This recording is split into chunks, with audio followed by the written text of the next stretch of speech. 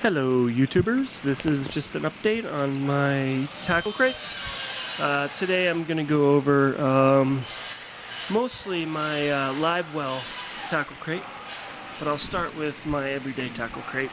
So this is the one I do most of my inshore fishing with. It has 3 inshore rods here, all 3 with 15-pound test.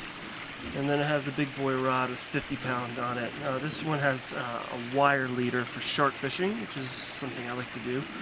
And then inside we have artificial, all artificial, 2 tackle boxes, set up with all sorts of, inshore style artificial lures, leaders, and other terminal tackle. We have my fish handling and dehooking tools here, some other sort of equipment, med kit, and a dry box here. And I also want to mention that my favorite knot, and this knot, if you don't know it, you really should learn it, is called Sebile knot. And it is, let's see if I can see one. I see a Sebile knot right here. So, I don't know if you can focus on it, but there's many YouTube videos about the Sebile knot. I recommend it for doing a line-to-line. Anyway, here is my live well. I always like carrying 4 rods. People make fun of me, but it's kind of excessive, but it's what I like to do. So it's a little 15-pound inshore rod. 25-pound, more beefed up inshore offshore rod, and then an 80-pound conventional and a 50-pound beefed up spinning rod. These 2 rods are set up with wire because I like to fish for shark, but they can handle a lot of offshore species. But the system basically consists of a 5-gallon bucket here, with a Bucket Buddy skirt. It's a tool skirt and a top. Now, before I get into it, I'd like to give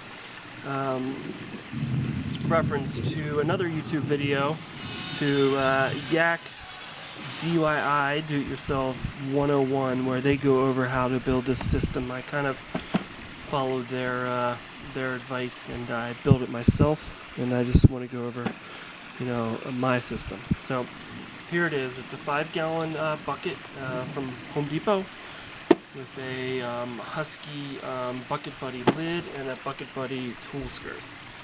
And the lid here is a really nice tackle box.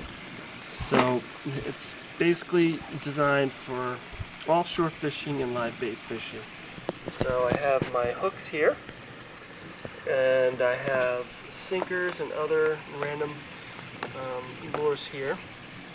I have all my pre-rigged leaders here. I like doing all my leader work myself, so you have a whole assortment of fluorocarbon leaders with circle hooks and swivels here, and a bunch of other kind of stuff here. And then here's all my wire rigs, for my toothy guys here. I also want to mention these are all my mackerel rigs. This is a stinger rig with a hook for the bait fish in the front, and then a treble hook, if you can see it, for setting into the side of the bait fish for when the kings strike. So these are king mackerel rigs that I like to do myself. We also have a whole assortment of crankbaits that I like to use for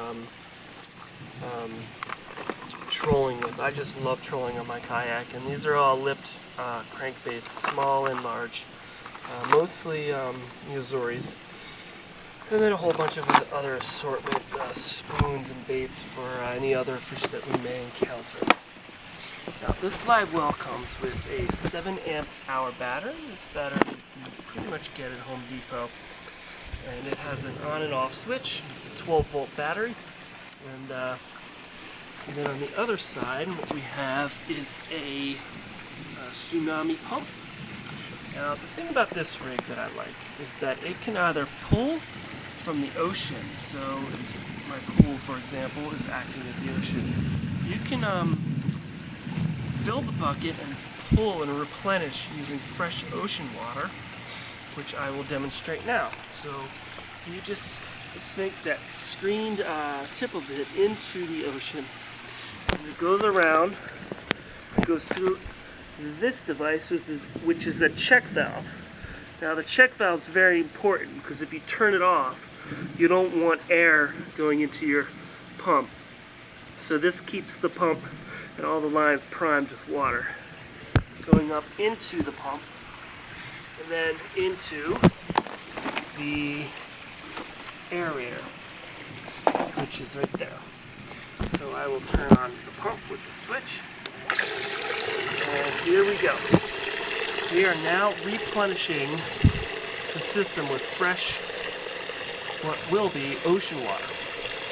And the ocean water will come in and get aerated under this pretty powerful pump. And then it will exit through this drain right here. Now the thing about the drain is it has porphyrs all up and down it so that it can drain the whole column of water and then provide fresh aerated ocean water. In the event that the pump is stronger than the drain, which it is, these overflow holes will provide drainage so it doesn't overflow from the top. So once you start the pump, and then you open this up, it will replenish. Okay. And this is great for filling it up and replenishing, but there are going to be times when you don't want your hose dragging in the water, especially if you're moving, and the hose might actually surface and put air in your lines. And in the event that you want to, for example, travel but keep your bait fish good, you just take this out, throw it in here. You got a little air in here which you're going to try to get through, and then it becomes a circulating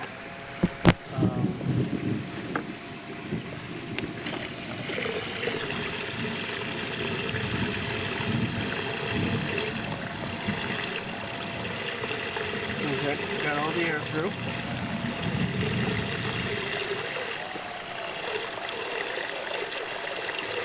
Now what we got is it's pumping water from the bottom and it's pushing it through the pump system and aerating it. Now this is much better than a bubbler because it's actually pulling the water from the bottom and spraying it through this aerator on the surface. And once you get it in this mode with fresh ocean water, you can stick the cap back on. It has this little hole here, this little divot here so I can put the hose in, and we're pretty much good to travel now. So pretty sweet aerator here. So both for replenishing and, as I'm doing now, recirculation.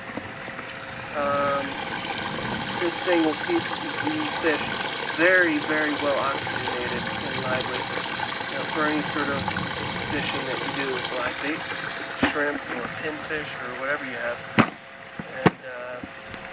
and it holds all your rods and all your tools, and it's a pretty sweet rig.